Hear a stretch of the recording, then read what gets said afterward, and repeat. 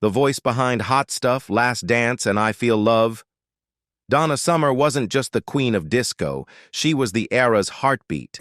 But behind the glitz, glam, and Grammy wins, there was a life far more complicated and a death that shocked even her own family. On May 17, 2012, Donna Summer died in near silence. No public battle, no dramatic farewell. Just a private fight with cancer and a final breath inside a Florida mansion most fans never even knew she owned. And then came the mystery. Why did Donna hide her illness? What really caused her death? And what happened to her once lavish estate, including a rumored $8.7 million abandoned mega mansion? Keep watching as we delve into the hidden tragic chapters of Donna Summer's life. Young struggles. Under the glittering disco balls of New York City's nightclubs in late 1975, a new sound took over the dance floors.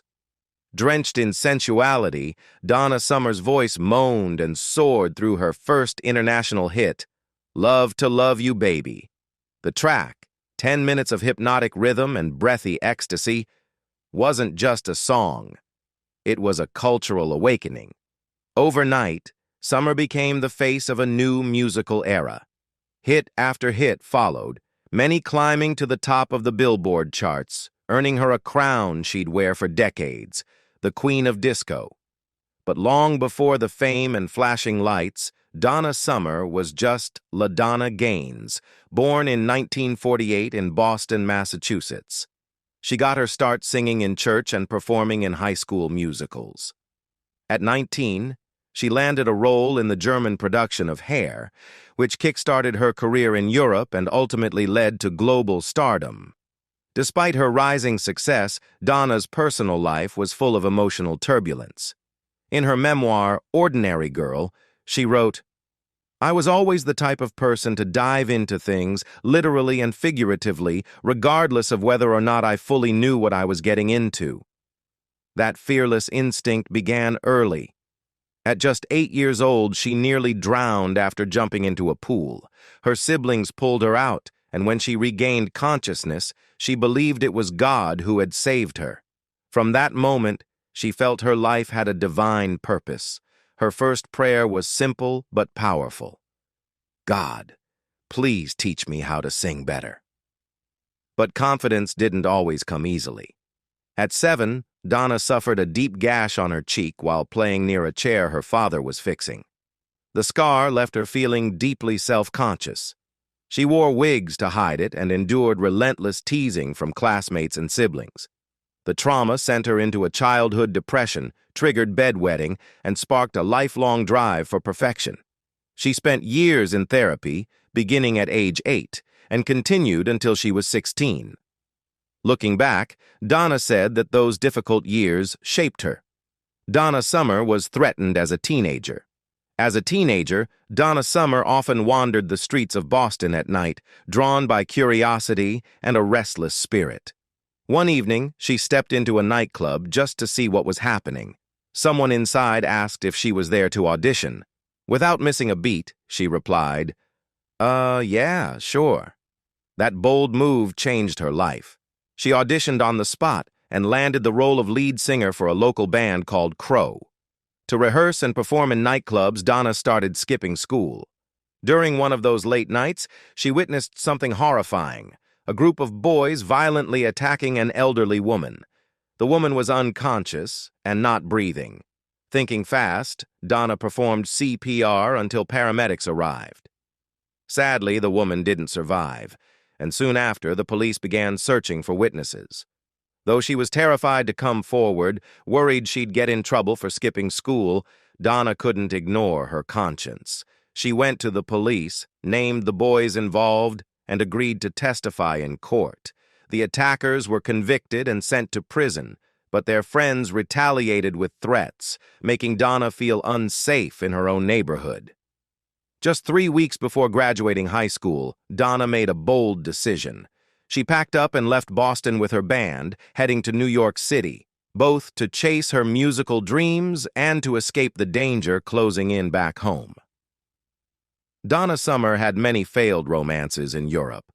While living in Greenwich Village during the summer of 1968, Donna Summer fully embraced the counterculture lifestyle, playing in a band at night, sleeping through the day, and lounging in city parks with fellow artists and dreamers.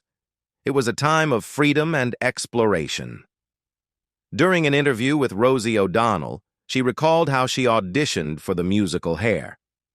When they asked her where in Europe she'd like to perform, she confidently said, "Germany." At just 19, Donna got her passport and hopped on her very first international flight. In her memoir, Ordinary Girl, she reflected on that time with a mix of humor and insight. She dated a fellow cast member named Ronnie, a Black American also in Hair. Donna noticed something interesting. Post-war German liberals were eager to connect with African Americans, often as a gesture of solidarity with the civil rights movement. "Yippee, I was in the right place at the right time," she wrote. Though Ronnie helped her adjust to life abroad, she found him a little too cocky, and the relationship fizzled after 2 weeks. While performing Hair in Vienna, Donna met someone who would have a far deeper impact on her life, a man she refers to only as Dr. Meyer. He was a psychiatrist who believed in the healing power of music. By the end of her first year in Vienna, she had fallen completely in love with him. As her fame grew across Europe, Donna brought up the idea of marriage. Though Dr. Meyer wanted to marry her, he also knew Vienna was too small for her rising star. "Our romance was over, but not our friendship," she later wrote. After that, she dated within Europe's socialite circles, but nothing ever stuck. A deep part of her remained torn between the image of a God-fearing girl she'd been raised to be and the worldly, glamorous life unfolding in front of her. Donna Summer had a difficult pregnancy. Donna Summer began dating Helmut Sommer, a Viennese actor she first met in Berlin during her time with the musical Hair. Their friendship deepened when they were both cast in the Hamburg production of The Me Nobody Knows, and from there, their bond only grew stronger. The pair continued performing together in various stage productions, and when their final tour wrapped up, they returned to Vienna. That's where Helmut proposed, and Donna said yes. The two married in 1972. Not long after Donna found out she was pregnant. In her memoir, she recalls a frightening morning when Helmut rushed her to the hospital. A doctor warned her she was at risk of miscarrying. Determined to keep their baby safe, the couple moved in with Helmut's parents, where Donna stayed on strict bed rest for the rest of her pregnancy. In February 1973, she gave birth to their daughter, Mimi, her first child, and a life-changing moment. Donna Summer had a complicated divorce. The year after giving birth to her daughter Mimi, Donna Summer fell into a deep depression. She felt overwhelmed and unprepared for motherhood. With her husband often away working, she was left alone to care for the baby, and her once vibrant world of music and performance faded into silence. In her memoir, she described this time as feeling isolated and cut off from the world she once thrived in. It was during this difficult period that she found support from a woman she refers to only as Anna. Anna became a lifeline, teaching her how to care for Mimi, how to bathe her, soothe her, and get her to sleep. Through Anna, Donna met a man named Gunther, a passionate painter with a wild bohemian spirit. Donna was drawn to his intensity almost immediately. Longing for something to lift her out of her emotional fog, Donna and Helmut decided to separate temporarily. She moved in with Anna, and Gunther became a frequent presence. Despite the fact that Gunther was married, the two began to confide in each other, sharing wine, long conversations, and eventually something more. Their friendship turned into an affair. When Helmut discovered the relationship, he confronted Donna, and the separation became final. They divorced, but Donna chose to keep his last name, slightly altered. She dropped the extra M in Summer and became the Donna Summer the world would come to know.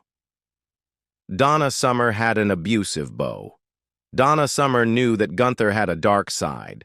He could be violent and was prone to angry, drunken outbursts.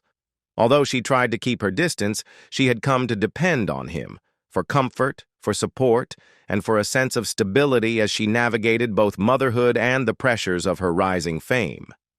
But things turned dangerous.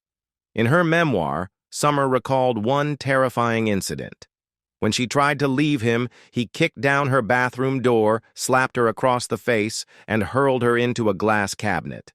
She was left bloodied, her skin and hair embedded with shards.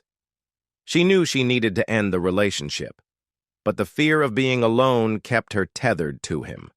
Even after she achieved international stardom, Summer continued seeing Gunther. Then, in 1977, while living in Los Angeles, she met Bruce Sudano of the band Brooklyn Dreams. There was an instant connection, but Sudano, like Summer, was already in a relationship. Still, they spent time together.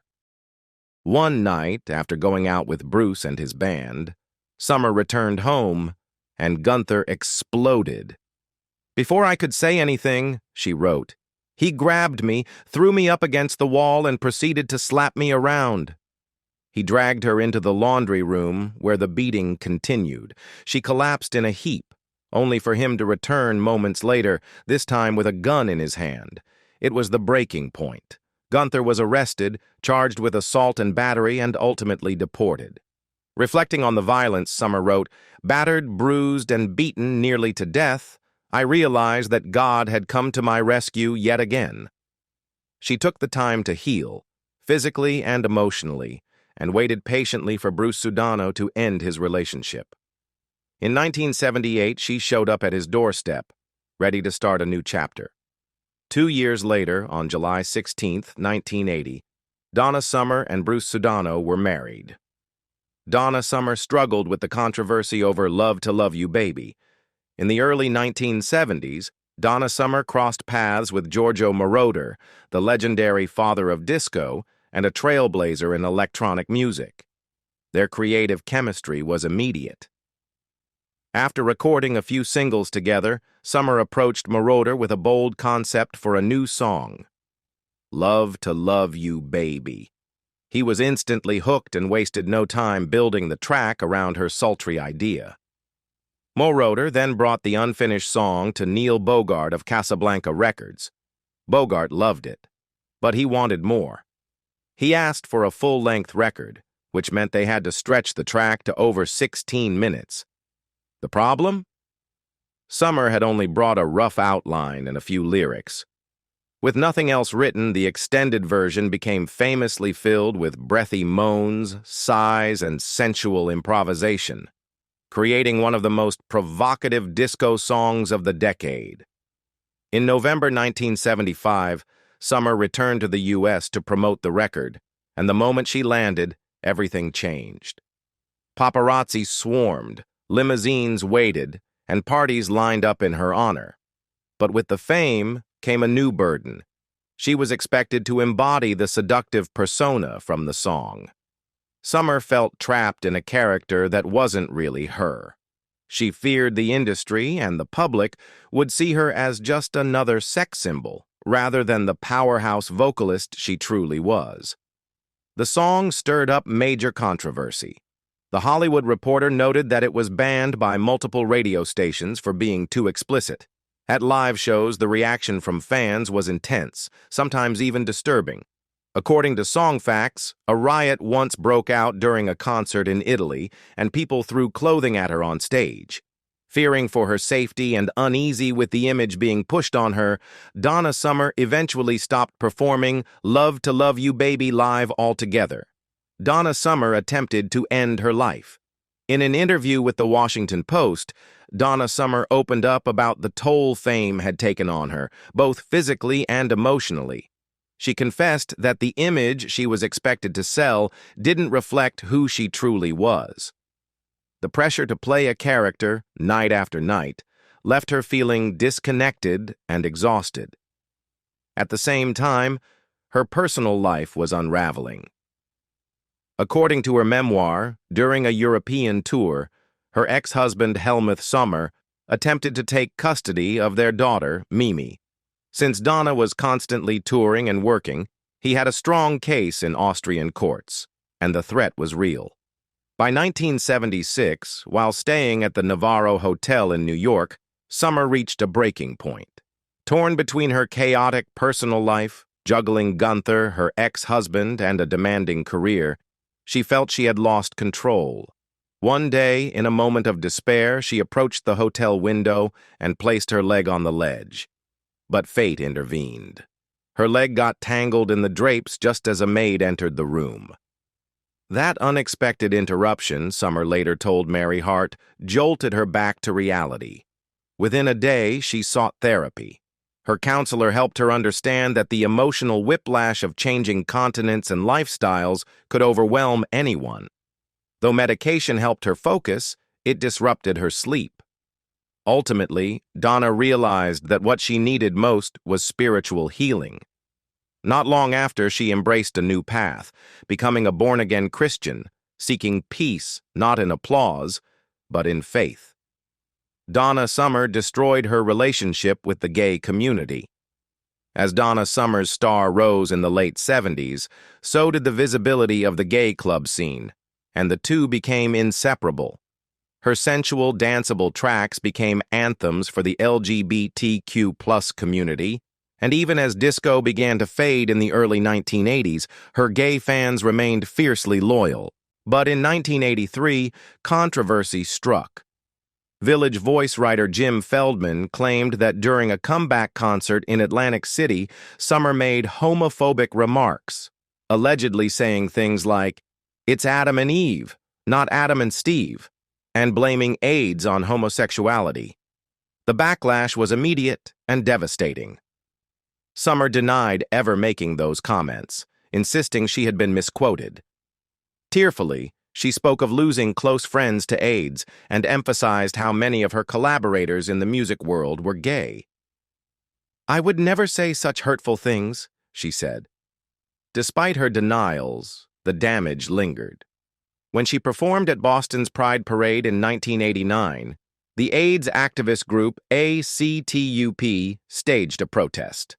Summer later wrote them a letter asking for forgiveness, explaining that her long silence wasn't from indifference, but from being overwhelmed with motherhood, raising her daughters Brooklyn, born in 1981, and Amanda, born in 1982. Though some fans forgave her, others never fully did. Her relationship with the community that once embraced her so completely would remain complicated for the rest of her life. Donna Summer was traumatized by 9/11. In the 1990s, Donna Summer shifted her focus to family life. While she continued to tour, she no longer kept the relentless pace that had defined her career in the 70s and 80s. Still, she closed out the decade on a high note with "I Will Go With You," her dance-infused cover of Andrea Bocelli's "Con te partirò," which climbed to number 3 on Billboard's dance charts. But in the fall of 2001, everything changed. At the time, Summer was living just a few blocks from the Twin Towers in New York City. After witnessing the 9/11 attacks, she spiraled into depression and paranoia. According to the Tampa Bay Times, she became reclusive, rarely leaving home and keeping her blinds drawn. Friends like Dance Fever host Danae Terrio said she became obsessive about cleanliness, constantly spraying disinfectant and even hanging silk sheets in her dressing room to block out dust. Summer believed she had inhaled toxic smoke and ash from the attacks. She described herself as a 9/11 victim, believing the attacks were an assault on Christianity, and by extension, on her personally. Years later, she was diagnosed with lung cancer, and she attributed her illness to that day. Donna Summer died of lung cancer. On May 17, 2012, Donna Summer passed away at her home in Naples, Florida. She was 63 and had been battling lung cancer, a diagnosis she kept private until the very end. Only her immediate family and a few close friends knew the truth. Reports suggest she chose to live in seclusion during her final year, as chemotherapy caused significant weight loss that would have made her illness obvious to anyone who saw her. According to the Los Angeles Times, Rachel Schwartz of the Lung Cancer Foundation of America noted that it's not uncommon for people with lung cancer to hide their diagnosis due to the stigma surrounding smoking. Donna's family was quick to clarify that her illness wasn't related to smoking. While alive, Summer believed the cancer was caused by inhaling toxic particles from the 9/11 attacks, as she had lived just blocks from the Twin Towers at the time. Still, not everyone accepted that explanation. Media outlets and even television programs have speculated about the true cause. An episode of Autopsy, The Last Hours of, explored her case, with forensic pathologist Dr. Michael Hunter stating that while Donna may have been exposed to toxic debris, it was unlikely to be the sole cause. Others pointed to her early years singing in smoky nightclubs and a family history of lung cancer. Her mother and younger sister both died from the disease. Donna Summer left behind a legacy of groundbreaking music, 3 daughters, and her husband of 32 years, Bruce Sudano. Donna Summer did not live to see herself inducted into the Rock and Roll Hall of Fame.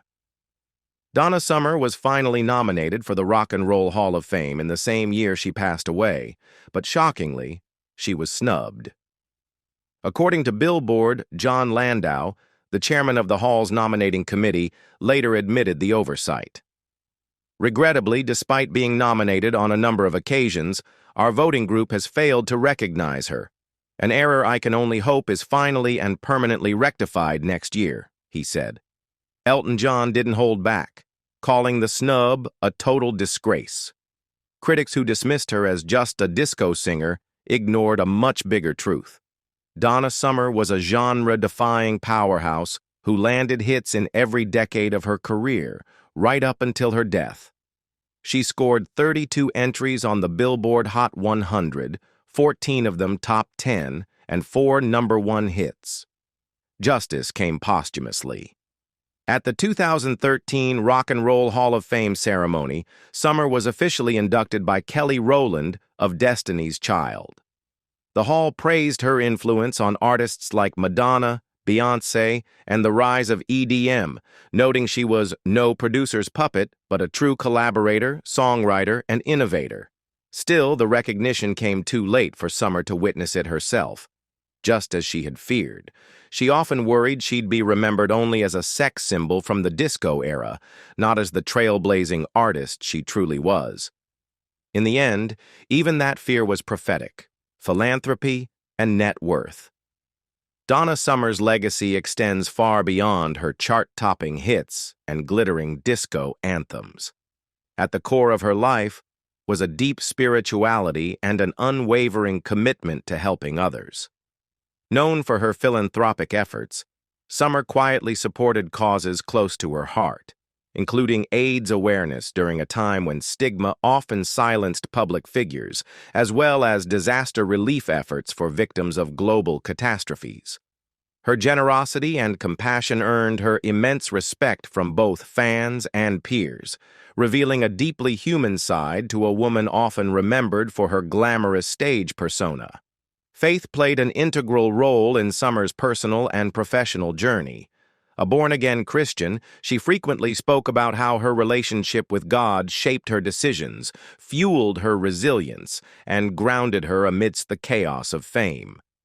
Her devotion to family was equally unwavering.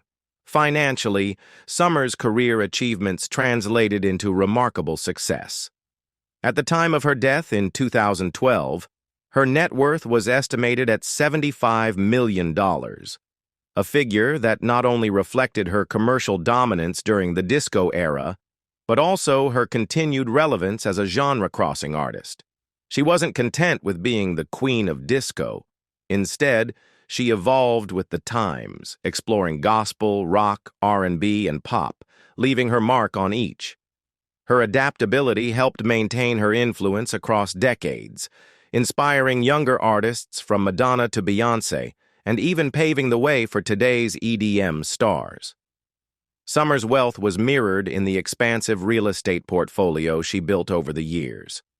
In 1994, she purchased a 25-acre estate in Brentwood, Tennessee, anchored by a 13,000-square-foot mansion. Just 2 years later, she expanded her Tennessee footprint with a 104-acre property in College Grove, purchased for $370,000. In 1997, she invested in a scenic 2.2-acre bayfront retreat on Shelter Island, New York. By 2000, she had added a condo in Naples, Florida to her holdings, a place that would later become her final home. Then, in 2007, she bought a $3.6 million oceanfront estate in Inglewood, Florida. Donna Summer's $8.7 million abandoned megamansion. What if I told you that buried deep in the southern countryside, surrounded by over 40 acres of lush, blooming land, sits a 20,000-square-foot monument to music royalty, left to decay in silence? This is the story of Donna Summer's $8.7 million mega mansion. Once a glamorous home to the Queen of Disco, the estate now waits quietly for the wrecking ball. Built in 1995 and left abandoned in 2022, this mansion is as mysterious as it is magnificent. From the outside, both the front and the back are designed to look like grand entrances, a rare architectural flourish that immediately sets the tone. Red bud trees bloom across the landscape, while turkeys and other wildlife roam freely. The back porch, surprisingly, lacks a swimming pool, a shock for a property this lavish. Instead, it features elegant brick stairs, towering stone pillars, and outdoor lighting for nighttime soirees. A massive 3-car garage, rumored to have once housed Lamborghinis, flanks the side, a hint at the luxury that once filled this now empty shell. Stepping through the oversized French front doors, visitors are greeted by a breathtaking grand foyer. Herringbone wood floors stretch under a massive brass chandelier, soaring up to a dome-shaped ceiling. Arched entryways lead to expansive living spaces on either side, likely a formal parlor and a dining room, both trimmed with ornate sconces, molding, and recessed lighting. A sweeping iron staircase curves upward, and yes, this mansion even has an elevator now locked in silence. This is no ordinary kitchen. 2 massive granite islands dominate the space, supported by decorative pillars. Top-of-the-line Viking appliances, twin refrigerators, a trash compactor, dual dishwashers, and even a wine cooler suggest this kitchen once hosted lavish dinners and star-studded gatherings. A breakfast nook, set under a large round alcove, looks out into the yard, doors now flung open to the elements. The grand living room features a coffered ceiling with intricate painted panels and an oversized fireplace. Stonework wraps around the room, and hidden storage spaces hint at long-forgotten secrets. Upstairs, an opulent master suite features a chandelier held by brass mermaids, a private fireplace, and multiple French doors leading to a now boarded balcony. But the crown jewel? A closet the size of most New York apartments. Velvet-lined drawers, abandoned corsets, a built-in vanity, and mysterious beads scattered in jewelry compartments create an eerie reminder of a glamorous life now gone. This mansion doesn't just have bathrooms, it has sanctuaries. From marble floors and jetted tubs to fireplaces next to bathtubs, every inch screams indulgence. Some are pastel pink, others all white with dragonfly tiles. One even contains a separate bidet, strangely absent from the master bath. Several rooms hint at unfinished dreams. One blue-toned chamber possibly used for meditation. Another fully mirrored hallway like a funhouse gone dormant. There's even a secret attic with a full bathroom and a narrow hallway leading nowhere, perhaps designed for security or simply whimsy. Descending into the basement reveals the soul of the house, an expansive wraparound bar, another fireplace, and a sauna. Mirrors line entire walls, and an open shower sits in plain view. A separate bathroom with a massive jetted tub, another bidet, and HVAC closets suggests that no detail was spared, even underground. After Donna Summer's passing in 2012, her family sold the property to a race car driver in 2013. But by 2022, a developer acquired the mansion, intending to demolish it and build rows of generic homes. No regard for the artistry, the architecture, or the musical legacy within its walls. And that's the wrap-up for this video. Did you know Donna Summer kept her illness a secret until the very end? Comment down below to let us know. As always, before you go, don't forget to give this video a like and subscribe to our channel. I'll see you in the next one. Bye for now.